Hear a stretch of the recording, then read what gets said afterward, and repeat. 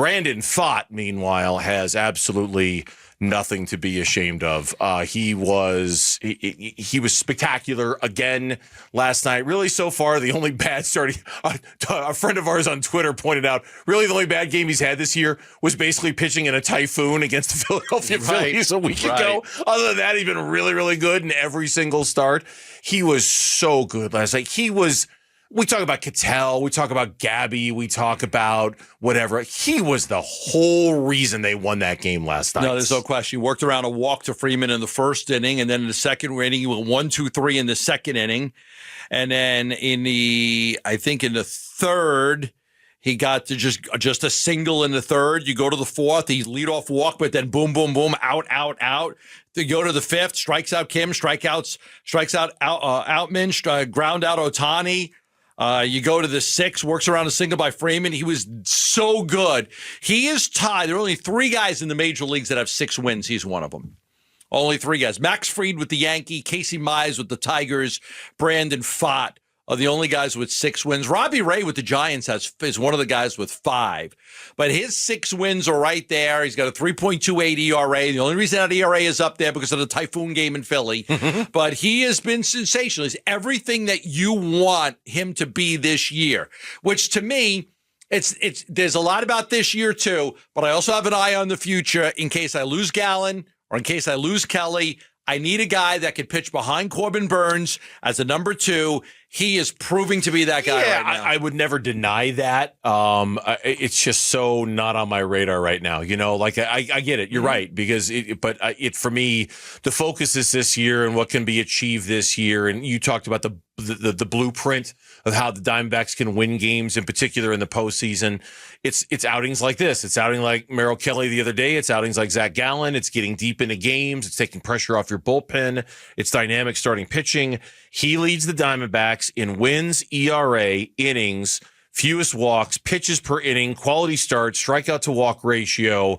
He's been the guy for them. He's taken that leap to the point where Buster Olney, baseball insider from ESPN, was on Wolf and Luke today. He spent 53 seconds talking about how great Brandon Pfaadt has been. Yeah, you know, it's funny. The first time that that I saw him, I remember talking to Torey Lovello about him, and he talked about how this guy's not afraid.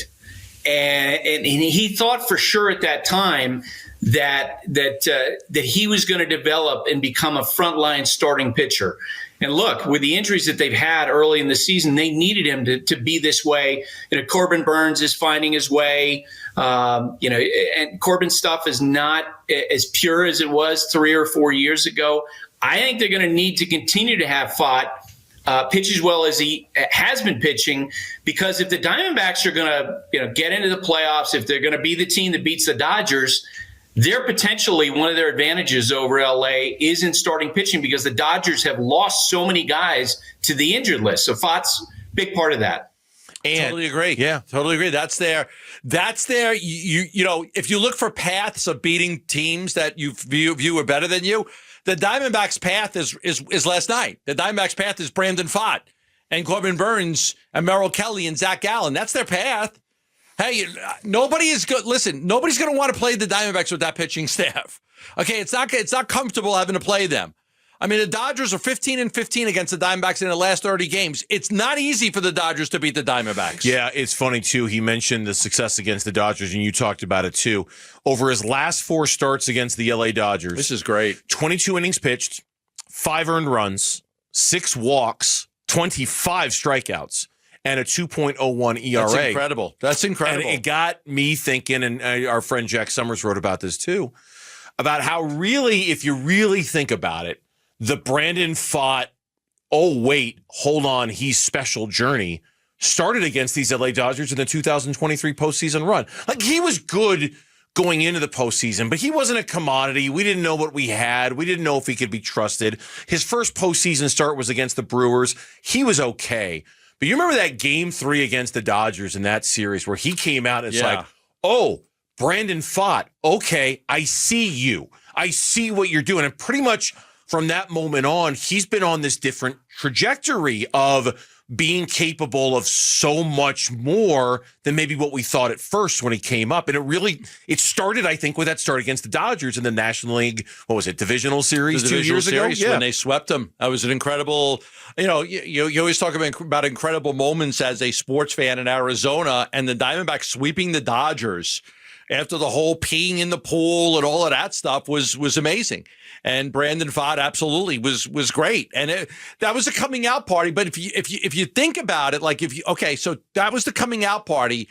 But then you look at last year and it's like, okay, I mean, he had an ERA of 4.71. It was a mixed bag. He was good. He was bad. He won 11 games. He lost 10. He had an ERA of 4.71. He pitched 181 innings. That was a great sign.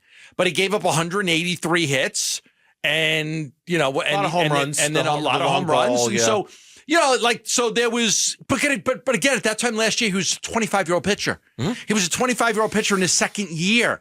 Now you were talking about taking a step. Yeah. We were talking about the Cardinals and how you take that step between year one and year two. Look at the step Brandon Pfaadt has taken from year 2 to year 3. That's the big difference. He has dropped a run and a half off of his ERA. A run and a half.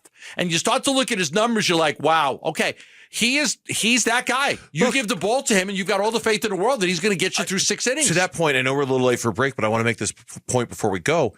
I mean, he is by far, at this point in the season, by far the most trustworthy pitcher the Diamondbacks have. Yeah. As a starter. I mean, nothing against the other guy, but Buster's right. Corbin Burns hasn't been all the way Corbin Burns so far this year. Zach Gallen, if he's pitching against New York teams, awesome, but the rest of the time, not so much. We're still, waiting for a little bit more consistency from him. Eduardo Rodriguez has been fine, but not elite by any stretch. Merrill Kelly has the cramping issues.